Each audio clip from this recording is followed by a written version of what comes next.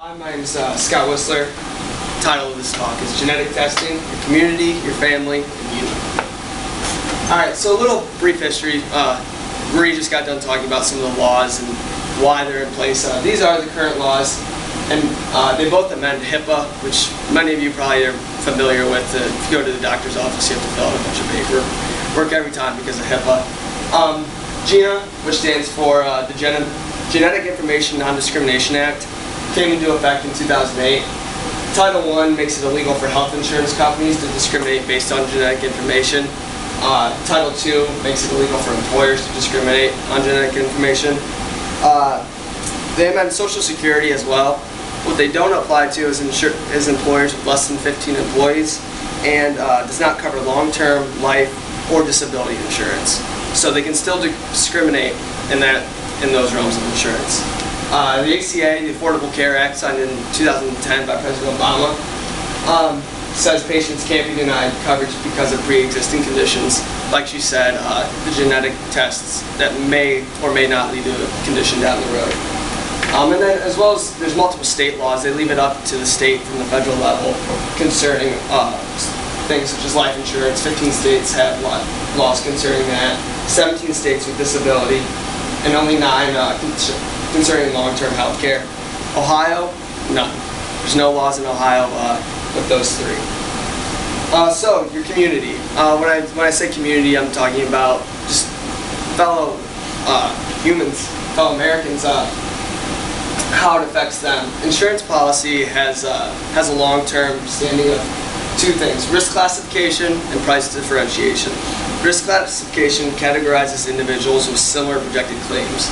So, say male, female, how old you are, do you smoke, do you drink alcohol on a regular basis, and then family history. Those with family-related genetic information. One good thing about if you have open genetic information is those with family-related genetic disease can prove they don't have it. Can prove that even though the gene marker is there, it doesn't necessarily show up. Discrimination already exists, actually, in insurance. Pricing strategies and price differentiation charges different segments of customers altered prices for the same product. Everyone's paying for insurance. Some people have to pay more because, let's say, like women. Women pay higher health insurance rates than men already.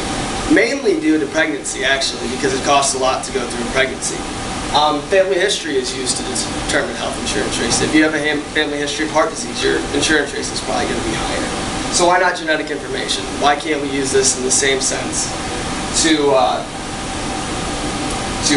make these kind of decisions? Those with higher risk should have to bear the higher price. When people are all paying the same price, that drives up price, because with insurance you have the people paying the bare minimum who don't get sick, who don't go to the doctor, but those people are paying for the people that do get sick. Those are paying for the people that are always in the hospital, always seeing the doctor. And so that's how insurance makes their money. So if you are paying across the board the same prices and you're not taking these into consideration, then it makes it a little unbalanced in the way people are having to pay. Your family, how genetic information aids your family. Family genetic mapping is one way. If you get your whole family tested, it reveals potential adverse health issues, assesses severity of the issue, can lead to preventable treatment plans. If you see a marker, you can say, alright, well, I have the possibility of this. These are the things I can do to make sure that doesn't happen, which also leads to cheaper insurance rates down the road. And find genes that can be passed on to offspring. I know when I was doing research, a lot of parents like to do gene testing on themselves before they look into a pregnancy. It allows you for economic and family planning, so you can know what to look for when you're planning a family. Diseases some of them that can be identified: breast or ovarian cancer, colon cancer, sickle cell anemia, and Down syndrome in the fetus. And then your open genetic information can help you and a lot of others, actually.